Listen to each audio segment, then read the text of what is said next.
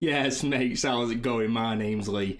So today, I'm going to do something a little bit different. I've made a tier list of the goalkeepers and the defenders I think you should be buying for Game Week 8 and beyond. If you enjoy FPL, click the subscribe button down below for more content like this. Anyway, let's rock and roll. Be strong.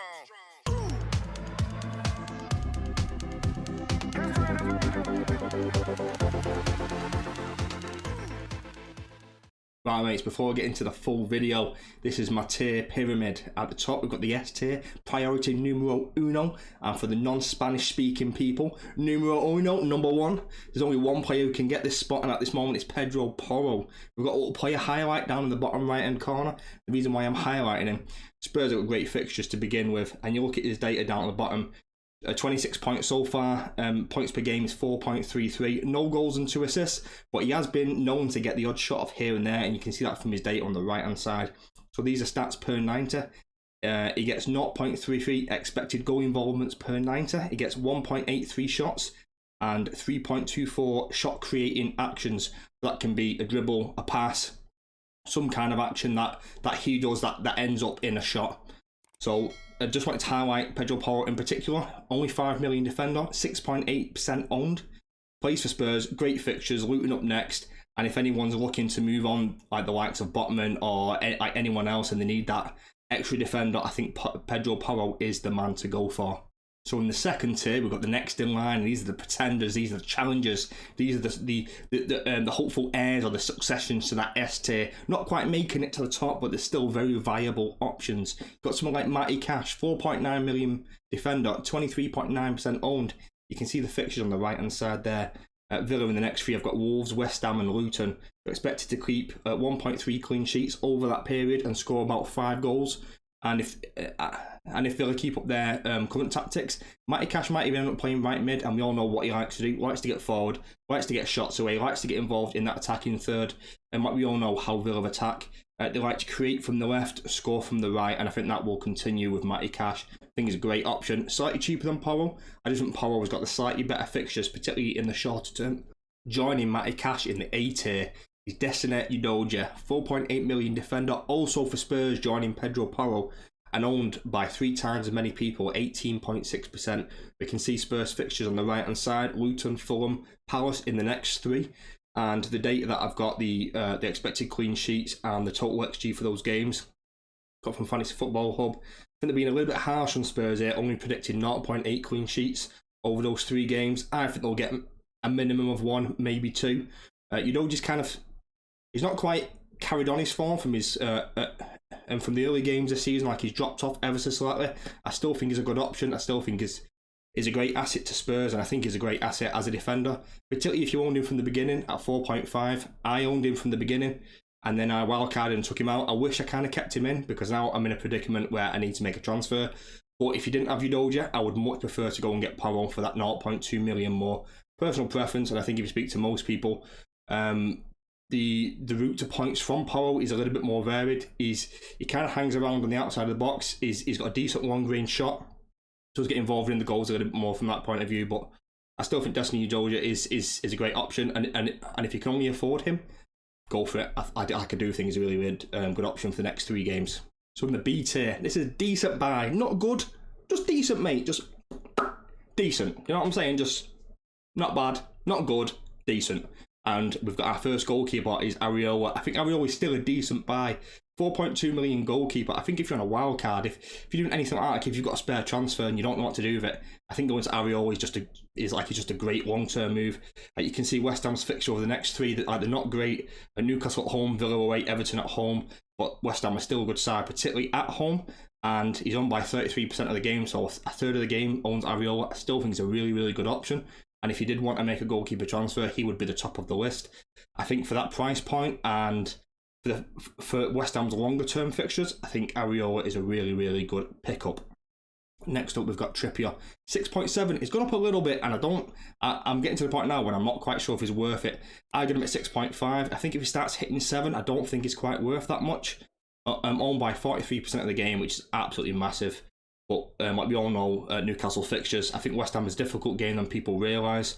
That'll be really tough for Newcastle, and I'm not confident they're going to keep a clean sheet. But you're buying Trippier or you're buying those Newcastle assets for the longer term, And Trippier could be any of those boys. Like, it could be Botman, it could be Share, Burn. I mean, I can say Botman, but we don't know about Botman's injury status, so I'd probably avoid Botman for now. But definitely Share or Dan Burn. I don't mind that so much. Even Lascelles, I think is really, really cheap. Like, if you need like a budget enabler, I think someone like Lascelles is a pretty good pickup. But what makes Trippier so special? And we all know what he can do: the assists, the bonus points, the attacking returns, and this is what he does week in, week out. Trippier just gets involved on the bonus baseline, and he just always gets involved in the attacking third. So that's why I put Trippier as a decent buy. Another Newcastle defender is above him at that point. And the last defender we've got in a decent buy in the B tier ranking is Joachim Andersen. 4.8 million defender, 11.5% owned, and is the highest scoring defender in the game so far. He kept a clean sheet and scored in the last game versus United. But you can see Palace's games. They've got Forest this week, but then they've got Newcastle and Spurs after that. They've got better longer term fixtures after that. So if you need a short term 1 week punt on a defender, I think someone like a Joachim Andersen could be a decent buy for you. So play him this week, stick him on the bench for the next 2 weeks. They've got decent fixtures after that. I don't think he's a bad pickup.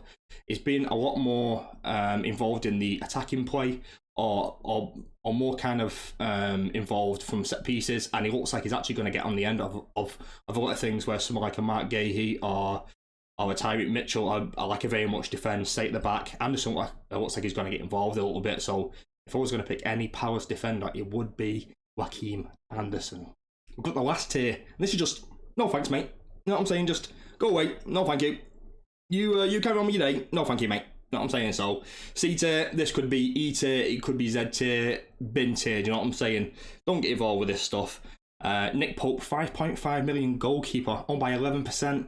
That's huge, I think. I just don't think he's worth 5.5, especially over someone like an Areola, and 1.3 million more. And what you could go for, you could go from like a 5.5 defender up to Trippier, like with that amount of money. I would rather do that move than go from Areola to Pope. I think they're very comparable in their quality, Areola and Pope. Decent defences. I think they both keep clean sheets and they both do well. I don't think Pope is necessarily a bad buy. I just don't think he's worth it for that price point. If you've got him, keep him, fine.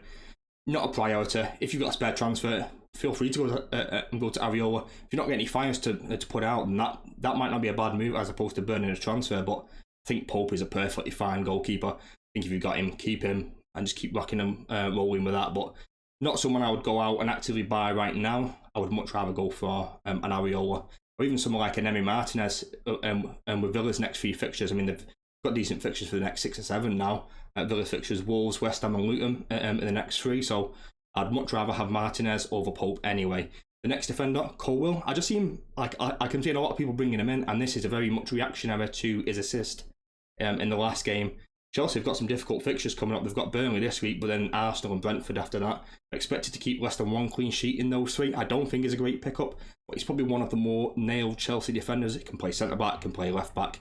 I think he's good, and for his price point, like, he's not bad. He's only owned by 4.6, so even if he's owned by and those people, it's not really going to hurt you from that point of view. Like, it's not someone like a Trippier who's owned by 43%. If Trippier goes off and he bangs, and then you're screwed if you don't own him, aren't you? So it's one of those. Colwill, decent defender. Chelsea look like they're improving defensively, but their fixtures are going to turn very soon. I'd probably avoid him for now, to be honest with you, mate. Lamptey, 3.9 million defender for Brighton, 7.8% owned. I can see why people are bringing him in to enable other moves. I'm just not convinced of his minutes.